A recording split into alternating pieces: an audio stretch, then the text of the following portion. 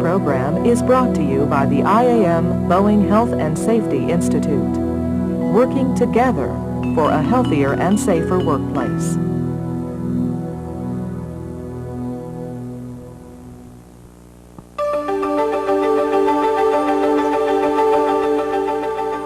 The Boeing 777, the world's largest twin jet, is the newest member of the Boeing family of commercial jet airplanes. Working together with its customers, Boeing has built an airplane with superior comfort, efficiency, and safety. Safety is always a concern with any airplane, whether in flight or on the ground. In this video, we will look at safety issues and concerns that you should be aware of when working on or around the 777.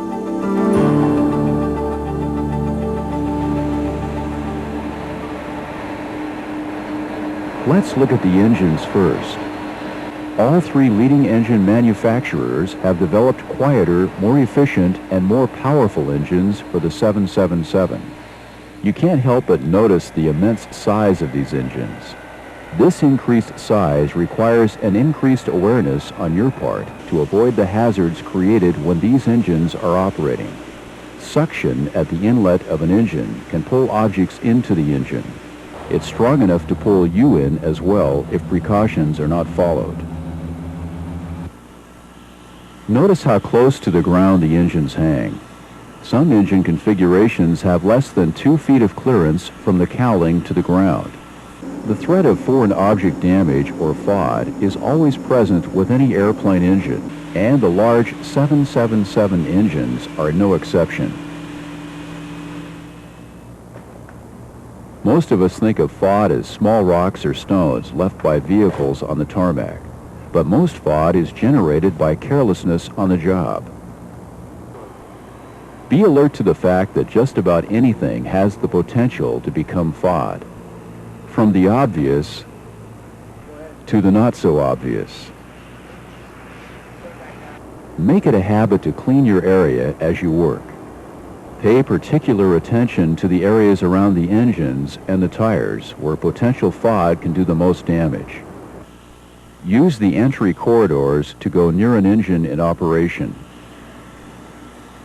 Be sure to maintain at least a 12-foot radius from the center of the engine and a 5-foot distance from the side when the engine is at idle.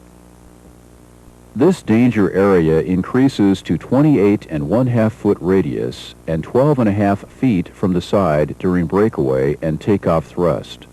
If surface wind is greater than 25 knots, increase the inlet hazard area by 20%.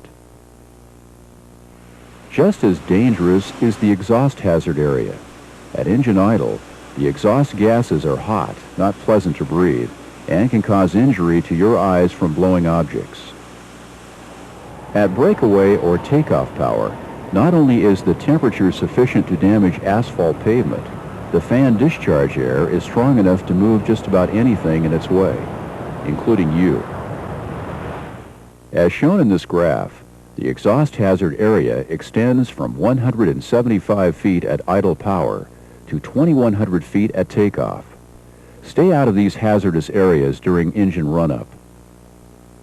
The thrust reverser is normally used after the airplane lands, but it may be deployed during maintenance checks.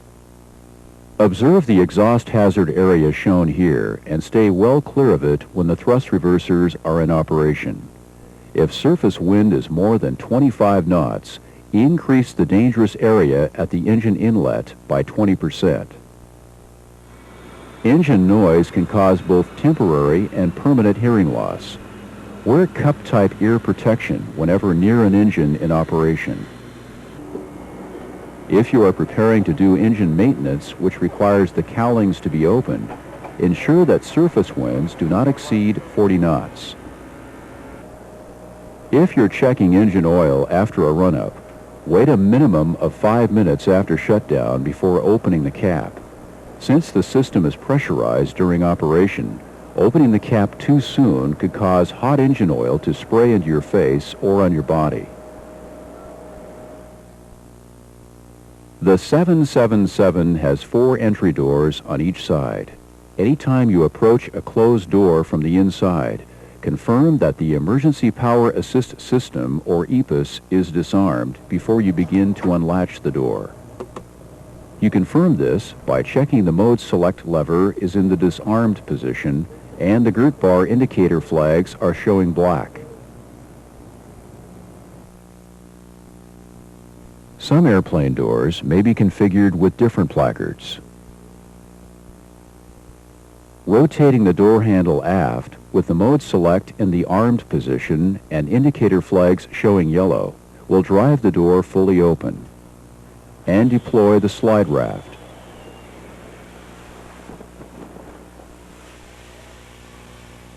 To open the door from the interior, after confirming that the EPAS is disarmed, rotate the door handle fully aft and push the door open until the gust lock engages. To close the door from the interior, pull the gust lock handle until it releases.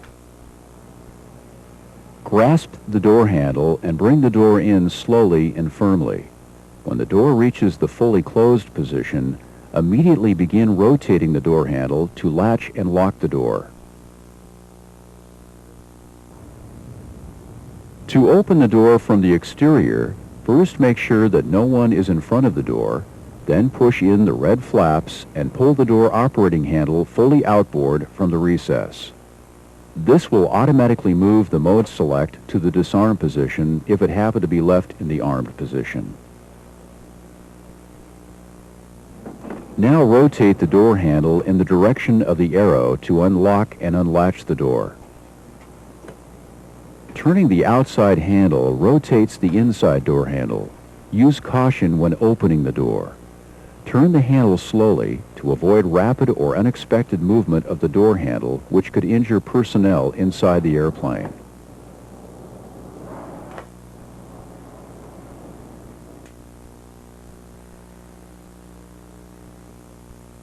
To close the door, release the gust lock and pull the door aft towards the closed position. While keeping the door in a closed position, push in the red tabs and pull the door operating handle fully outboard from its recess. Rotate the handle in the opposite direction of the arrow to latch and lock the door. Cabin doors, which are left open, present a potential fall hazard if proper precautions are not observed. One option is using a door barrier to block the path of the open door.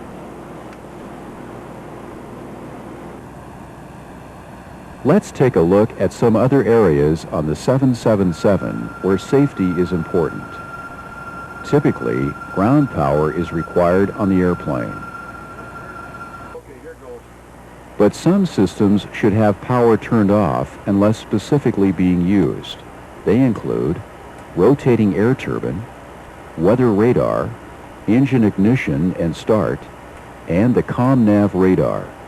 There may be others based upon your own maintenance requirements and procedures. If you are doing radar checks with an active radar, maintain a minimum distance of 50 feet from the antenna during transmission. The 777 has fire suppression systems for the engines and for the cargo hold. These systems use an explosive, commonly called a squib, to deploy the fire suppressant. Use caution when working around these devices to avoid an inadvertent deployment. Squibs are also used for the emergency power assist system for the doors and slide rafts. Again, use caution around squibs. Lloyd, we're going to run the flaps down! If you are preparing to conduct tests on the control surfaces, be sure to notify personnel nearby. Also ensure that stands and lifts are clear of possible impact during surface control movements. Also, be aware when walking underneath the airplane of the air conditioning packs, which produce a high volume of hot air when operating. The 777 has an arrest system for fall protection when working on the wing, horizontal stabilizer, and the engine strut. They should always be used. Other potential fall hazards inside the airplane are open hatches, such as electronic and equipment bay access. Keep it closed whenever not in use. Another area to be aware of is located aft in the 48 section. It is used to access the hydraulic accumulators for the control surfaces. This area is a confined space. Since the accumulators are charged with nitrogen, a large accidental discharge could create an oxygen deficiency. You should always have continuous ventilation when servicing these accumulators. One last point. The main gear on the 777 is steerable. Be alert to quick changes in direction when walking close to the gear during tow. This program is intended to introduce and review some of the recommended safety practices when working on and around the 777. For more specific detailed information, consult your Boeing maintenance manual and other related documents.